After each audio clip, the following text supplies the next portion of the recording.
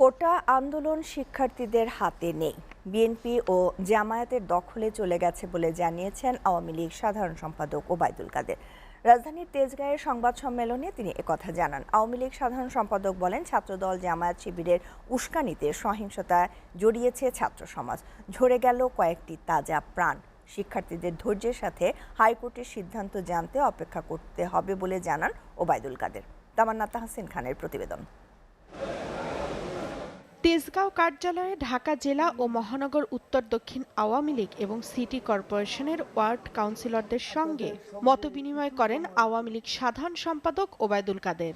কয়েকটি তাজা প্রাণ ঝরে গেল।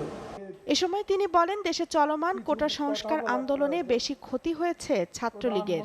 আক্রান্ত যারা হয়েছে তারাই ছাত্রলীগ, আক্রমণকারী শিবির আর জামাত বিএনপি। তিনি বলেন, সন্তান সমতুল্যদের আন্দোলনকে পুঁজি করে রাজনীতির মাঠে ফয়দা নিতে চাইছে বিএনপি। রাজধানীতে গুপ্ত হত্যা চালাতেই নিজেদের কেন্দ্রীয় কার্যালয়ে সহিংসতার উপাদান জড়ো করে বিএনপি নেতারা। এখন এই কোটা নিয়ে আন্দোলন সাধারণ শিক্ষার্থীদের আন্দোলন নেই, এখানে সরাসরি বিএনপি, জামাত, ছাত্রদল, ছাত্র শিবির জড়িয়ে আন্দোলনকে সরকার উৎখাতের আন্দোলনে পরিণত করতে চাইছে।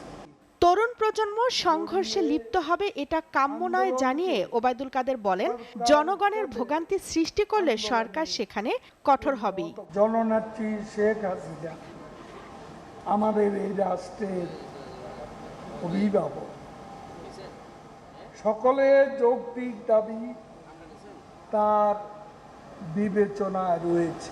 আমরা আন্দোলনকারীদের বলবো, সর্বোচ্চ আদালতের নির্ধারিত তারিখে শুনানির জন্য অপেক্ষা।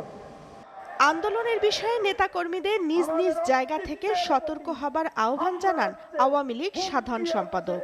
আমাদের অস্তিত্বের প্রতি হামলা আসছে, হুমকি আসছে, এই পরিস্থিতির মোকাবিলা আমাদের করতেই হবে।